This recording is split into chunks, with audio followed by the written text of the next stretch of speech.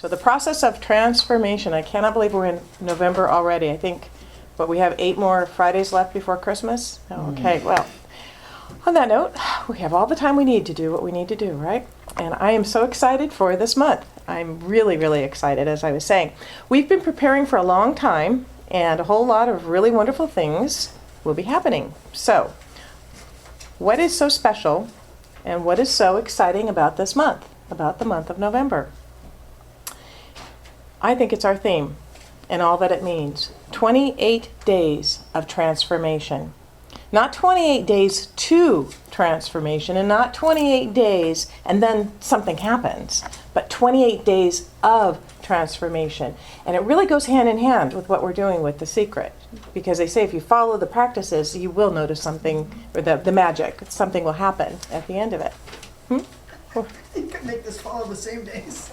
No. I'm cracking up, and we have more. More, yes, there's always more. Okay. I know, it's a power-packed month. So, ways of, when you start doing something, you notice that things, you start attracting more and more of the same. It's pretty exciting. Ways of living that move us out of our old patterns, this is what we're going to focus on. Habits and ways of thinking and being that may have been just fine up until now. I mean, it might have been working okay. But because there's always more life to experience, and because life is forever calling us, we are ready to transform those ways for higher, more expansive, and expanded ways. To set the stage for this entire month, I want to ask a few questions. As believers of the tenets and principles of the science of mind, we know that we live in an infinitely abundant universe, a giving universe, a universe of flow and creativity, a universe that is created by and from life itself, and therefore is life itself. Right? Do we know that? Does everybody know that? Yeah? Okay. As believers in these tenets and principles of science of mind, we also know that this good, this flow, this abundance, this life, all of it is ready to pour into our experience to the level of our acceptance, to the level that we're ready to accept it. We know that, right? Okay? And as we know that our level of acceptance of this good, our ability to receive it, is determined by our belief or faith in everything I just said, we understand that too, right? It's determined by our level. So I feel like Thomas Troward here with this logical procession. We activate and call forth God's good in our lives by our measure of faith. That's how it works. By our measure of faith. It's up to us. But faith in a very specific way. As we're told in the Bible, faith without works is dead. So our faith needs to be active and involved. We recognize the importance of taking steps in our lives to align with the all good. So over the next 28 days, we're going to step into transformative activities and actions and anchor our faith and align us with the all good. And not just during our Sundays here, but rather every day. And for those of us in the book study, twice a day. So everybody's got the handout from this morning, right? Yeah? Okay. And you're going to get one each week as your guide for transformative activities during the upcoming week. I'm going to post them on Facebook daily, and I'm also going to send out a mass email each Monday morning for those who listen to my talks online and follow us. Actually, I may do them Monday afternoon, depending on my schedule, but they will get out. Or if you happen to miss a Sunday and don't get a tangible copy, that's another way you can get it. But if you are here, you're going to receive one of these for the next 4 Sundays. So today we begin our 28 days of transformation. And remember, it's not a journey to transformation, as in nothing will happen until day 28, and then poof, we'll be transformed. That's not how it's going to work. Rather, we recognize that the transformation is a process, and we are going to spend the next 28 days immersed in it. As I said earlier, today's talk is entitled The Process of Transformation. And we're going to use the caterpillar that would be the butterfly as our guide. We can learn a great deal, about our journey through this process of transformation. So let's begin with a story. A single guy decided that he would have a lot more fun in life if he had a pet. So he went to a pet store, and he told the owner that he wanted to buy an unusual pet. And after some discussion, he finally bought a talking centipede. which came in a little white box, and that he could take it home for his, and the little white box would be this little centipede's house, right? So he took the box back home, and he found a good spot, and he decided that he would start off by taking his new pet to church. So he asked the centipede, "Would you like to go to church with me today?" "We'll have a good time." But there was no answer from his new pet. This bothered him a little bit, but he waited a few minutes, and then he said, "How about going to church with me?" But then again, there was no answer from his new friend and pet. So he waited a few minutes more, thinking about the situation. The guy decided to invite the centipede one last time. This time he put his face up against the centipede's house and shouted, "Hey in there! Would you like to go to church with me and learn about God?" This time a little voice came out of the box. "I heard you the first time. Give me a minute. I'm putting on my shoes." I know, that was really bad, but actually, that was kind of cute. Oh, all right. So our little friend this morning may be a centipede and not a caterpillar, but you will want to put on your shoes each week this month because we have some very special things planned. The beauty and mystery of transformation unfolds in the butterfly. And I really think that nature is such a beautiful teacher, don't you? She's just amazing. So we all know the butterfly's process, but just a little refresher. We have the butterfly begins as an egg laid on a leaf that is the perfect food for the next stage in life. Out of the egg comes a wiggly, free little thing with lots of legs, not a centipede, but a caterpillar, who spends his days chomping and eating the leaf on which he was born. His only job is to eat and grow and eat. And that's what he does. And then when the caterpillar feels an inner push, he just knows when it's the right time, he'll spin a cocoon or a chrysalis around himself. And the word chrysalis comes from the Greek word for gold. I didn't know that. And this is an amazing stage of the butterfly's life. From the outside, it looks as if the caterpillar is curled up inside taking a nice siesta. But inside is where all of the action is. Within the chrysalis, the caterpillar does not change into a butterfly. And I didn't know this either until I started doing some research. Rather, he is undergoing a metamorphosis. He doesn't go into the cocoon and sprout little wings and shorten his body and suck in the multitude of his legs. No, inside of the cocoon, the caterpillar is reduced to a puddle of goo, a glob of DNA. And it is out of the puddle of goo that the butterfly arises. Tissues, limbs, organs of the caterpillar dissolve and reform. Finally, when the caterpillar has done all of the dissolving and reforming inside, an adult butterfly emerges. When the butterfly first emerges from the chrysalis, both of the wings are soft and folded against its body. And this is because the butterfly had to fit all its new parts inside a teeny tiny little space. After a brief rest from the chore of coming out of the chrysalis, the butterfly pumps blood into the wings in order to get them working and flapping. And then, and only then, does he get to fly. So what does this metamorphosis, this transformation to a butterfly, have to do with the process of transformation? Well, I think it actually has a lot. There's a scripture in the 2 Corinthians that reads, "Old things are passed away, behold, all things become new." Isn't that the perfect scripture for a butterfly? Although, of course, it was not written to describe a butterfly, it was written to describe the human experience of transformation. Old things must pass away so the butterfly can emerge. The butterfly's process also has a wonderful thing to say for us in our process of transformation. The old me must pass away so that the new me can emerge. For many of us, for a long time in our human journey, when we thought of ourselves as just human beings without any realization or connection to something more, that's all we thought. We're just human beings. We didn't realize that there was that spiritual connection.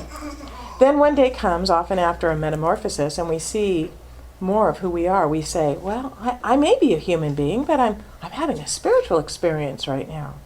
And then another day comes, often after another metamorphosis, and we say, I'm not a human being having a spiritual experience, but rather I'm a spiritual being having a human experience. And then another day comes and we say, as a spiritual being, I want my human experiences to be at the highest level of alignment with my spiritual truth as possible. Just as the destiny of the caterpillar to become a butterfly, so it is our destiny to realize who we are and then to step forward into it and claim it and to live it. We can definitely look at our master teacher Jesus as a role model in this process.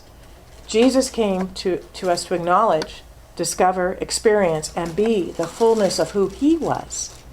As we look at his life, we see that there were times when he felt very human, and there were times when he felt very divine. Then he came to a place in his life where he was aware that he was an expression of God, fully incorporating the human and the divine. And he taught us that we should follow him and do the same. Our task, part of the process of transformation, is to dissolve that which stands in the way of our emerging into our divinity. And this process of transformation happens for us again and again and again. It's an ongoing process as we continue our journey of evolution. When the caterpillar's in the chrysalis, there is a natural process of transformation that needs no assistance. Nobody comes in and does anything. It's just natural. It knows what to do. It's a natural process of dissolving of what needs to dissolve so that the butterfly can emerge and can form and emerge. That which would stand in the way of the butterfly just naturally dissolves. But unlike the butterfly for whom this happens naturally, our transformative process may need a little help now and then.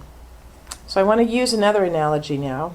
Is anyone here from the part of the country where trees are logged? I know we have some trees that are logged in our forests here in California, but I'm thinking more specifically of Seattle or Washington State, where there's a lot of... They're trimming trees outside of this. Are they trimming trees? Well, okay. So we are from that area. Yes, the logging. Well, I'm just thinking the logging area, where they do a lot of logging. Maybe Oregon. You said it, Just- Mr. Yeah, Logging. and they fire them up. See? Wow, that's power, I gotta say. Okay, so the process of getting the logs from the forest to the mill uses the natural process of nature. Or it used to, anyway. I don't know how they're doing it in all of the mills now.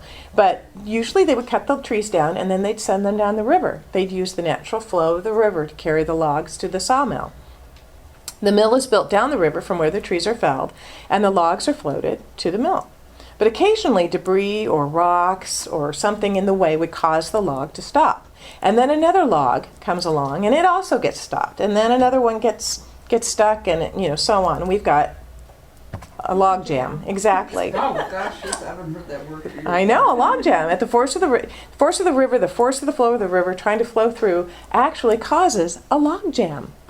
So, in fact, the power of the flow trying to go through keeps the logs stuck.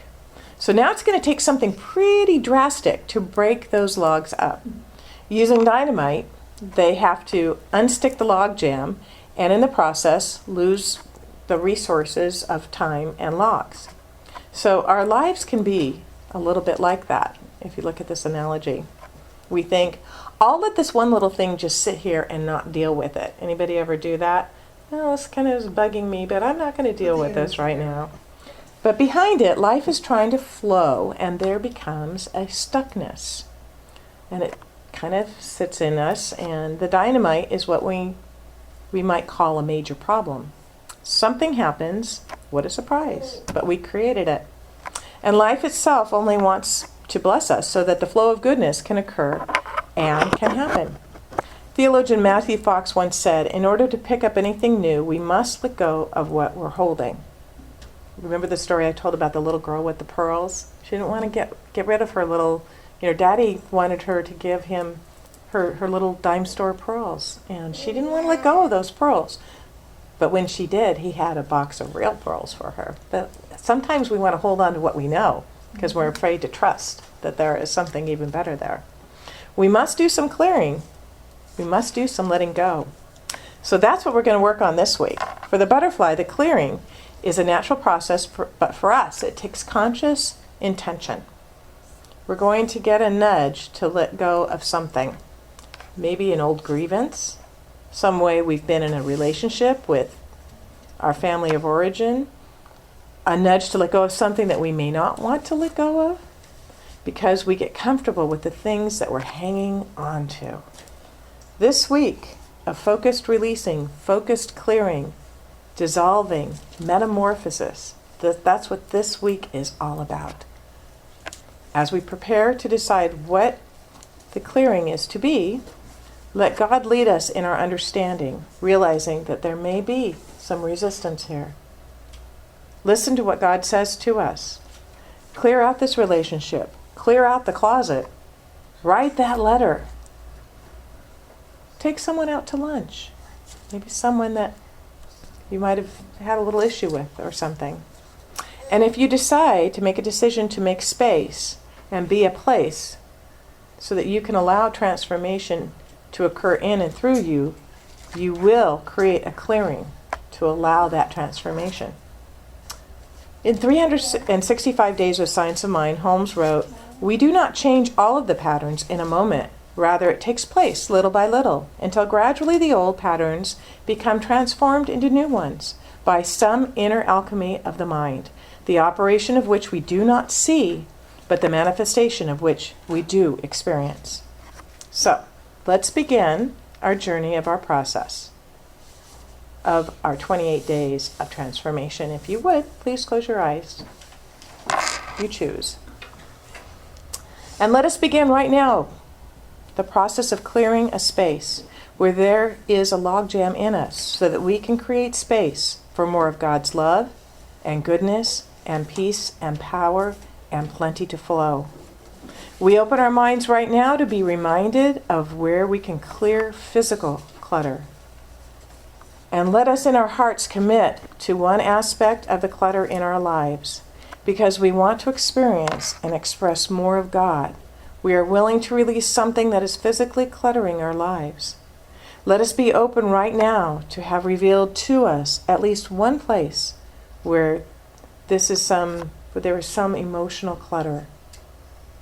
First ask, what emotional clutter is there within you?